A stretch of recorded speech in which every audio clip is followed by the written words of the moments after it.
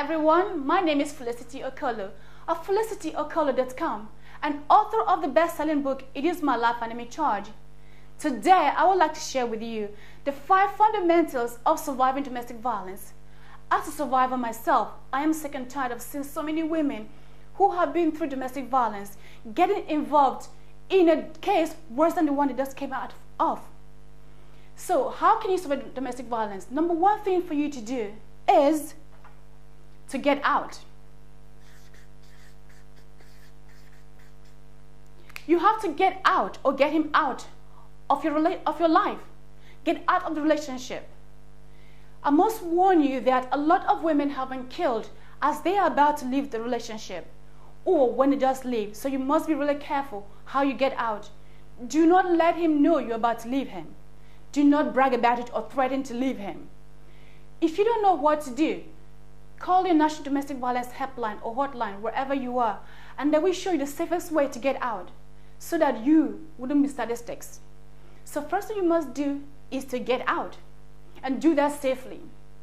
So when you get out, what else will you have to do? Number 2 thing for you to do is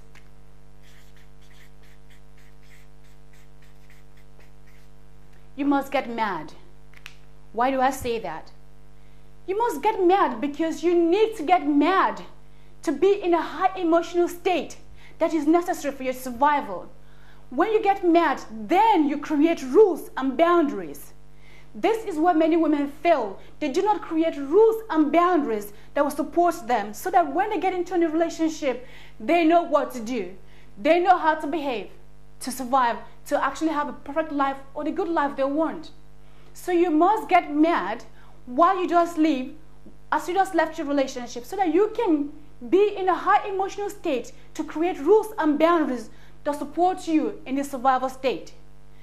If you don't know what to do, ask yourself, but think about the bad things, the painful things this man has done to you. And that would really make you get angry, get mad, so that you can feel the pain. Because pain and pleasure is what drives us. When you are in a high emotional state of pain, which is actually greater than the pleasure you will get, pain will drive you to create rules and boundaries that will stick more to your subconscious mind. At this high level, whatever rules you create will stick more to your subconscious mind. Once you've done that, then you're now ready to go to the next step.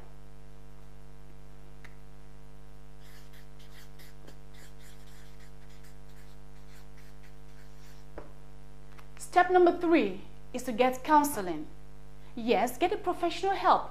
Someone you can talk to who will listen to you without judging you. Some people think counseling is not a good thing. I have had counseling and I know it works.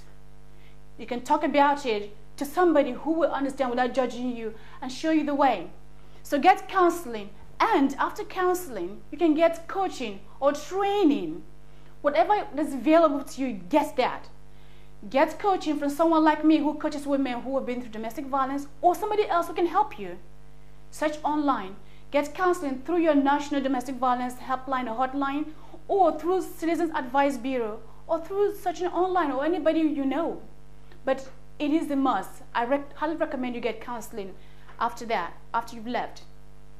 The 4th thing for you to do right now, after you've gotten out, and you got mad, and you're getting counseling, is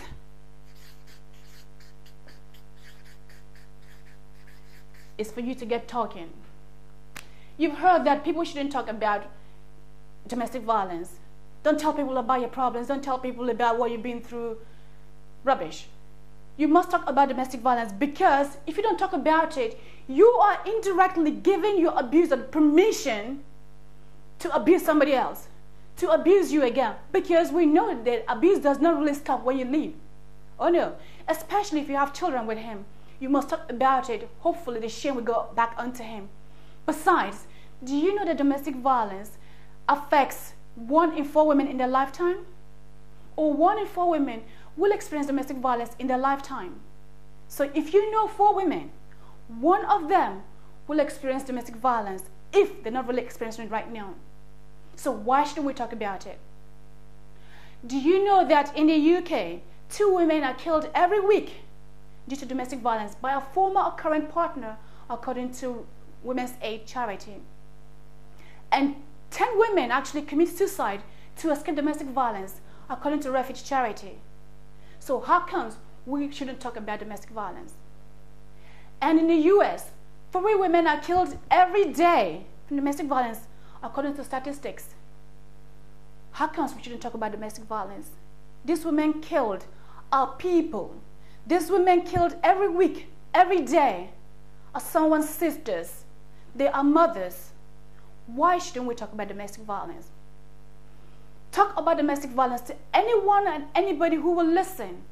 Tell them what you've been through so that you kind of forewarn them. If they're going through similar thing, they know what to do. Talk about it.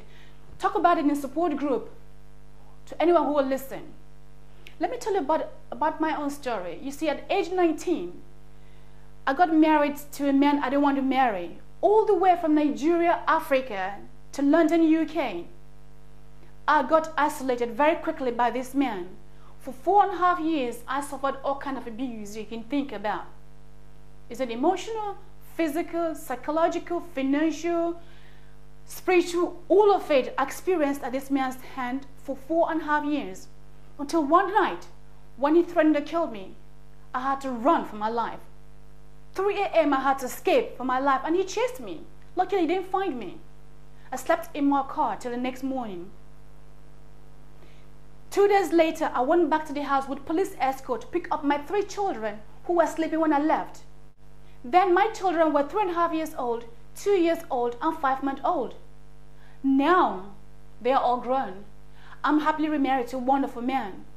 You too can have or create the life you truly want after domestic violence. That is why I'm sharing this with you. You now can get talking and save lives of other people and your own life and have the life you want. So after you've done step 1, 2, 3, 4, the 5th thing to do is to get productively busy.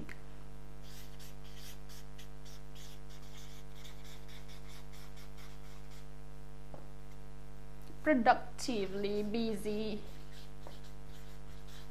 Yeah, what do I mean by getting productively busy? By that, I really mean that you should get busy doing whatever you can do to support you in this state to move on to the next level. You want to be successful? Of course you do. You don't know what to do? Ask yourself, what do I love? What do I have passion for? What do I enjoy doing? What are my dreams and goals and aspirations? This is where you set goals. Pick one thing that you love to do and start doing it so that you move on to the next level. You want to keep busy so you don't spend much of your time thinking about your abuser, thinking about what is done to you. You want to keep occupied and make it productive so that you actually will begin to create the life you truly want. I hope what I've shared with you today serves you, because I really want to see women who have been through domestic violence be highly successful again like they've intended to do. You didn't bring upon abuse on yourself, so why should you get stuck once you leave? Go ahead, create a life you truly want. Let me help you, let other people help you.